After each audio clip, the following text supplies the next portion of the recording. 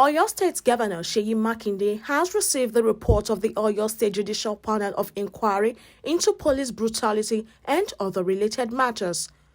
Makinde received the report from the chairman of the panel, retired Honorable Justice Badejoko Adeniji, in the Executive Council Chamber of the Governor of Office Secretariat, Agodi, in Ibadan.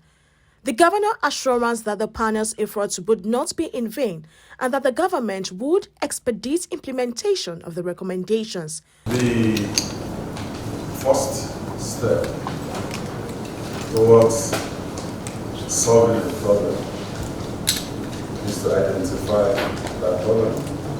And there's no way you identify or you get to the root of any situation if we don't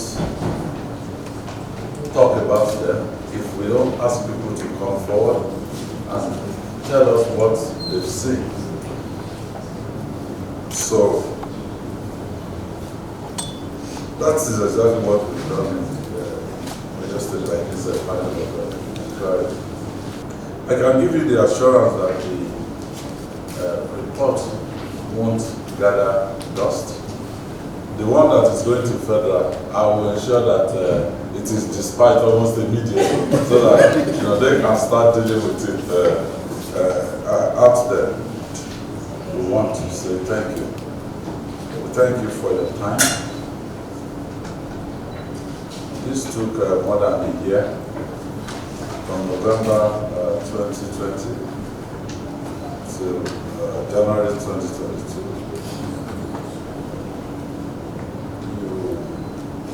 Have given your time.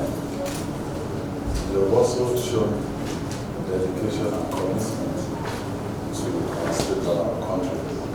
I want to say again, thank you very much. The governor also commended the Justice Adeniji-led panel for paying the first semester fees, accommodation, feeding and clothing needs of a 23-year-old man who was brutalized and left blind by SARS. Another thing that struck me, just when you were making your speech, was what you did as a panel for Samuel Ogundeji, the 23 years old boy. You paid for his first semester fees. You've gone over and above what we were expecting you to do. So what the government can only do is to follow that lead and ensure that the boy will have automatic scholarship from Oyo State Government, covering institution and also stipend for him throughout the duration of his study. He said that there would be restitution to the families of policemen slain during the crisis. When I listened attentively to your speech and I read through it, part of the recommendations. You said, I haven't gone through the report itself, but police were also victims. Some policemen, got killed. They bought the police station at Ojo, also a shame. They are Nigerians as well. They are part of us. They are only wearing the uniform. Yes, maybe they are the ones that we think are the ones causing all of this. But also, restitution has to go to them. They have families. I don't know if there are clear recommendations on those from this panel. If they are not, we still need to find a way. The Commissioner of Police should also compile that and bring to us, and we can take it alongside this main report. And I don't want to behave as if, police lives are not as important as lives of ordinary folks on the street. So we'll look at that.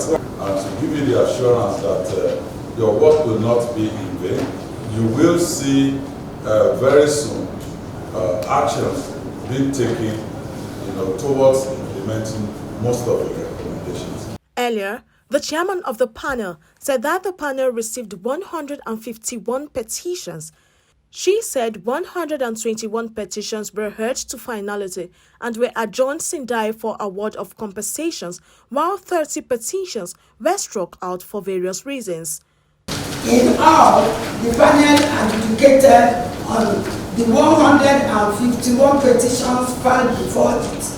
Out of these 151 petitions, 121 petitions were held to finality and were adjourned sine die for award of compensation.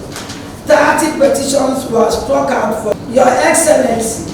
It is with deep sense of humility, responsibility and respect that we submit these reports and recommendations for implementation, hoping that they will serve the purpose for which the panel was inaugurated. Oyo State on November 10, 2020, inaugurated the Judicial Panel of Inquiry into Police Brutality and Extrajudicial Killings as directed by the federal government in the aftermath of the EndSARS protest.